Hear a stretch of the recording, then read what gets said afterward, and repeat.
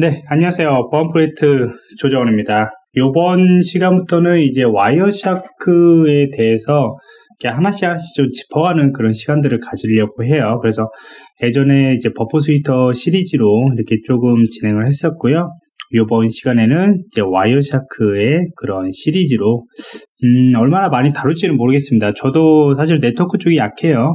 네, 네트워크가 약하는데 저도 이제 공부하면서 이렇게 와이어샤크 기능 중심으로 좀 설명할 기회가 좀 이렇게 가졌으면 좋겠다라고 생각을 했는데, 이번 기회에 저도 좀 공부를 하면서 같이 이렇게 나눔을 하는 시간을 갖도록 하겠습니다. 와이어샤크는 뭐 아시다시피 굉장히 많이 사용하고 있는 그런 패킷 분석 프로그램 중에 하나입니다. 거의 실무에서도 와이어샤크를 제일 많이 사용을 하고 있고요. 그 와이어샤크 같은 경우에는 이제 보안적으로 봤을 때 여러 용도로 사용을 하고 있죠.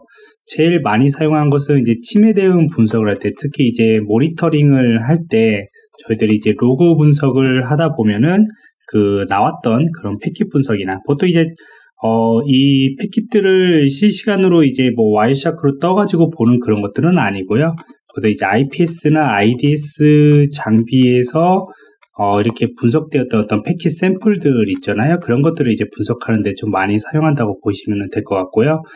그 다음에 이제 모이킹 하는 과정에서는 예, 모이킹 하는 과정에서는 우리가 지나가는 어떤 클라이언트 개인 PC 쪽에서 이제 서버 쪽으로 가는, PC 단말에서 보통 이제 서버 쪽으로 전달되는 값들이 평문화 정송이 되느냐, 암호화 통신이 되느냐, 그런 관점으로 많이 보게 되고요. 그 다음에 이제 어플리케이션 단에서 어떠한 패킷 분석들을 하면서 이제 중요한 정보들이 계속 이제 어떤 것들이 노출이 되어 있는지, 이런 관점으로 계속 많이 보게 되는 것이고요. 그 다음에 이제 포렌식 분석 같은 경우에서도 여기하고 비슷하다고 보시면 되죠. 포렌식 분석 같은 경우에도 이러한 침해 대응 관점에서도 보게 되는 것이고, 아니면 어떤 중요한 그 어떤 사고 대응 같은 경우들, 이런 사고 대응이나 어떤 노출 같은 것들, 개인정보가 노출되었다거나 이런 정보들을 분석하는 그런 용도로도 많이 사용을 하게 되는 겁니다. 아무튼 여러모로 이제 와이어샤크들은 사용을 하고 있고요. 개발하시는 분들도 많이 사용을 하고 있고요. 패킷 분석에 제일 1인자라고 할 정도로 제일 많이 사용한다고 보시면 될 것 같습니다. 사람이 아니기 때문에 1인자는 아니고요. 유리라고 보시면 될 것 같죠. 말을 잘못했네요. 자, 그러면 이제 와이어샤크를 여러분들이 와이어샤크 홈페이지에서 다운로드를 받으셔가지고 설치를 하시면 됩니다. 그래서 와이어샤크 같은 건 윈도우 버전에서도 설치할 수 있고, 맥 버전, 그 다음에 리눅스 버전, 모든 그 운영체제에서는 다 지원이 되기 때문에 간단하게 윈도우 버전에서 이번에는 다룰 것이고요. 64비트 환경으로 여러분들이 설치를 하시면 됩니다. 자, 설치를 하는 과정이, 저 같은 경우에 지금 현재 설치가 되어 있는데, 처음 설치하시는 분들 같은 거는 이제 윈프캣이라는 이게 깔립니다. 이거는 뭐냐면 패킷 드라이브예요. 패킷 드라이브인 것이고요. 이 패킷 드라이브 같은 경우에는 제일 많이 사용하는 것은 이제 모니터링 모드라고 해가지고 다른 PC 쪽에서 발생하는 것들, 아니면 같은 대역 쪽에서 발생하는 그런 패킷들을 이제 모니터링 모드로 해가지고 이렇게 전달을 저희 쪽으로 패킷으로 이렇게 받는 용도에서 분석할 때, 그럴 때 제일 많이 사용하는 용도라고 보시면 될 것 같고요. 그냥 와이어샤크 자체만의 프로그램으로 모든 패킷들을 이제 분석할 수가 없기 때문에 이러한 윈프캣이라는 이런 프로그램을 같이 설치해서 이제 모듈을 사용을 하고 있습니다. 그래서 설치를 할 거냐고 물으면은 설치를 하셔야겠죠. 예, 하셔야 합니다. 자, 그래서 이건 그냥 패킷 드라이브다 라고 여러분들이 이해를 하시면 될 것 같습니다. 그래서 와이어샤크를 이제 이렇게 설치를 하시고 난 뒤에 또 이제 설치됐던 디렉토리를 한번 가보시면은 굉장히 많은 파일들이 있어요. 많은 파일들이 있는데, 저도 와이어샤크만 이렇게 주로 이렇게 UI 버전으로 많이 사용을 하고 있지, 여기에서 제공하고 있는 다른 프로그램들을 그렇게 많이 사용하고 있지는 않습니다. 그리고 이제 와이어샤크 GUI 화면에서 이 실행 파일을 이용을 해서 또 이렇게 연계가 되어 있기 때문에 직접적으로 콘솔에서 이렇게 또 사용하는 그런 사례들도 그게 많이는 없어요. 근데 이제 이렇게 쭉 안에 보시면은 덤프캣이라고 해가지고 이제 피켓 파일 같은 경우로 덤프 파일로 이제 확인하는 그런 것들을 볼 수가 있고요. 그 다음 머지킷 같은 경우에는 이제 피켓 파일들을 서로 이렇게 머지를 시키는 그런 기능들의 콘솔이라고 보시면 될 것 같고요. 그 다음에 이제 T샤크라고 있습니다. T샤크는 와이어샤크의 콘솔 버전이라고 보시면 돼요. 물론 이제 뭐 옵션이나 그런 여러 가지 기능들에 좀 어느 정도 제한이 있겠지만은 T샤크 같은 경우는 이제 콘솔에서 패킷 파일들이 지나가는 것들을 확인을 할 수가 있습니다. 저는 이제 실무에서 와이어샤크의 GUI 버전을 많이 사용하고 있지만은 T샤크 같은 경우에도 가끔씩 사용을 해요. 가끔보다는 많이 사용한다고 보시면 될 것 같습니다. 왜 그러냐면 이제 진단하는 과정에서 이 T샤크라는 것을 이용해서 뭔가 이제 조금 자동화 시킨다거나 아니면은 실시간으로 계속 이제 어떤 정보들, 프로그램을 이렇게 실행하는 과정에서 실시간으로 지나가는 패킷 중에서 내가 원하는 것들만 이렇게 뽑아내고 싶다. 이랬을 때는 보통 이제 콘솔 쪽으로 사용하는 것이 좀 더 편하고 이용하기 좋기 때문에 T샤크라는 것을 좀 많이 사용을 합니다. 그 나머지에 대해서는 제가 뒤에서 하나씩 한번 콘솔로 이런 기능이구나, 이런 것들을 할 수 있구나 라는 것들 활용편을 별도로 좀 다루도록 할게요.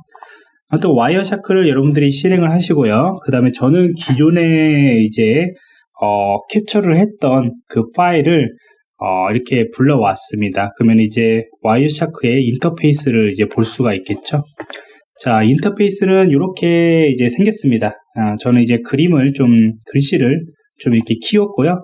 여러분들 글씨를 키우기 위해서는 좀 더 따로 해상도가 이게 넓기 때문에 크기 때문에 조금 이게 글씨들이 잘 안 보일 때가 있어요. 그럴 때는 여기에서 보면은 에디트에 그 다음에 프리퍼런스 설정으로 들어가셔가지고 여기서 폰트 크기를 이렇게 늘리시면 됩니다.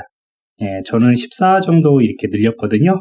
그래서 이 설정 쪽에서 고치시면은 저와 같이 이렇게 크게 볼 수가 있고요.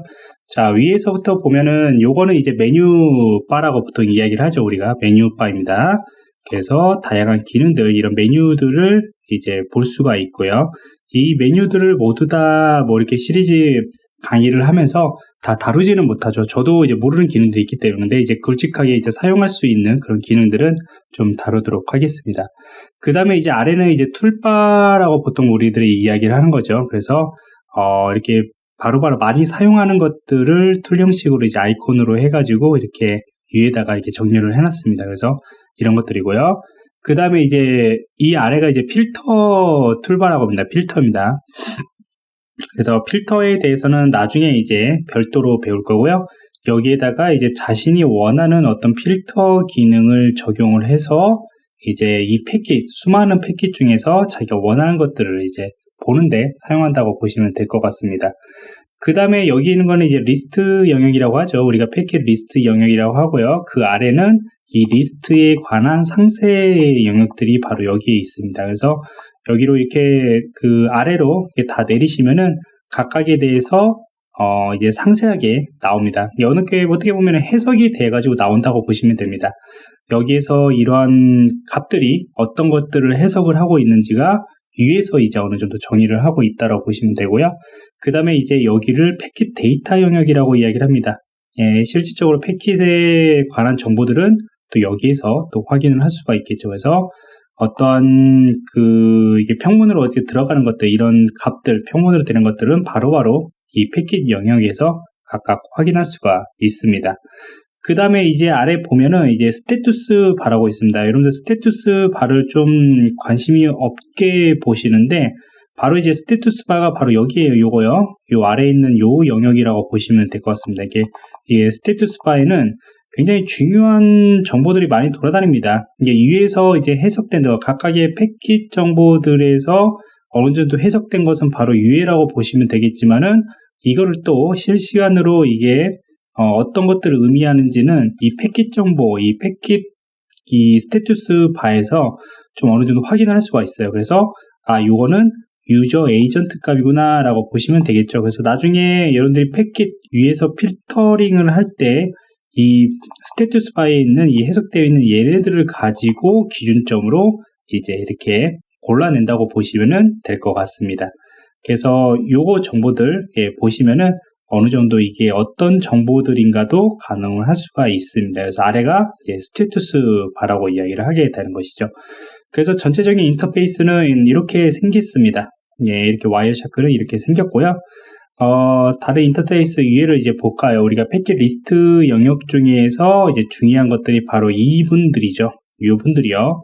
이 열들이 이제 해석하는 것들이 어떤 것인지, 기본적으로 이제 넘버값, 그다음 타임값, 소스, 데스티네이션 이렇게 있는데, 넘버값은 말 그대로 패킷이 이제 수집된 그 넘버값들이죠. 그래서 순서대로 이렇게 쭉 나와 있다고 보시면 될 것 같습니다. 그래서 나중에 여러분들이 요 다양한 기능들을 위해서 이렇게 순서들이 이렇게 쭉 정렬이 되는 것들이 있어요. 그러면 중간에 이제 빠진 넘버값들이 있고, 그 다음에 해석하다 보면은 중간중간에 이게 다른 패킷들이 이제 합쳐진 거란 말이죠. 다른 영역들에서 발생한 것들 아니면 다른 서비스에서 발생한 것들 자꾸 이렇게 순서대로 합쳐진 거기 때문에 나중에 이제 한 IP 프로토콜에서 나온 것들만 이렇게 필터링을 하시면은 이제 넘버 값들이 순서대로 정렬되면서 중간에 이렇게 푹푹 빠지겠죠.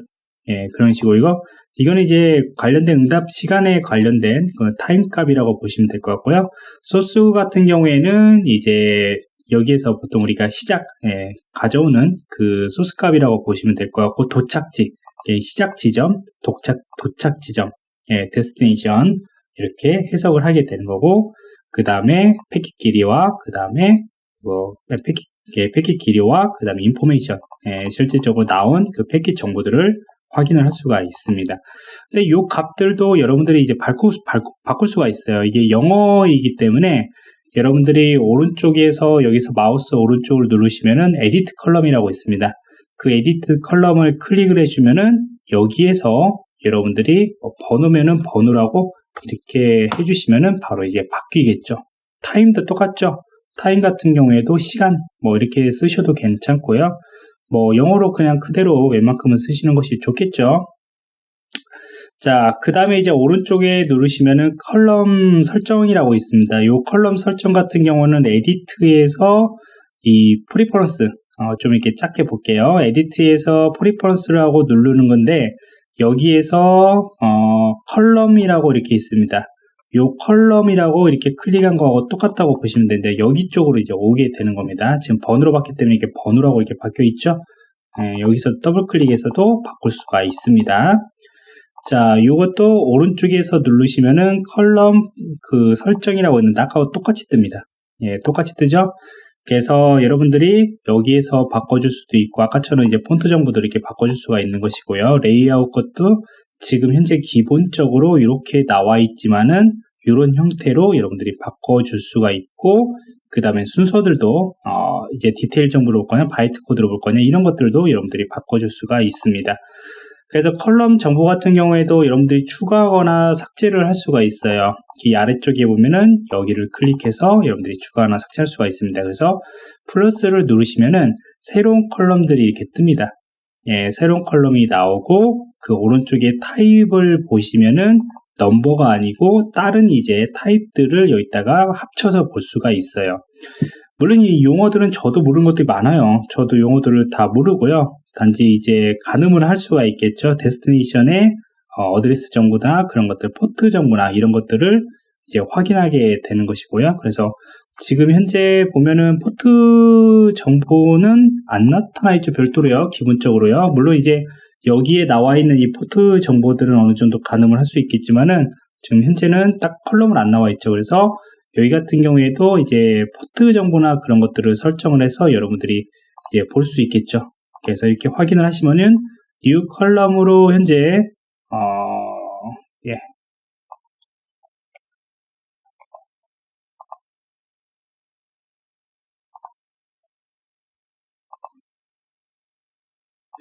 제가 화면을 너무 이제 키워놔가지고, 크기를 키워놔가지고, 여기 제일 그 오른쪽에 보시면은 이렇게 새로운 컬럼이 나온 걸 볼 수가 있습니다. 그러면 데스티네이션, 도착지에 포트 정보가 또 이렇게 위에 나오는 것을 볼 수가 있죠. 그래서 여러분들이 임의적으로 여기다가 컬럼 정보들을 추가를 할 수가 있고요. 여기서 오른쪽 누르시면은 이제 remove this column이라고 하시면은 이거를 제거해 주시면은 추가되어 있던 것들을 제거하거나 기존에 있던 것들을 제거하거나 수정을 할 수가 있습니다. 자, 그래서 이렇게 인터페이스, 우리가 설치 이렇게 과정 같은 거나 인터페이스들을 이렇게 한번 이렇게 봤습니다. 그래서 첫 번째 시간은 이런 인터페이스가 이렇게 구성되어 있다. 예, 그래서 앞으로 이제 와이어샤크에 대해서 하나씩 기능들을 좀 살펴보는 그런 시간들을 갖도록 하겠습니다.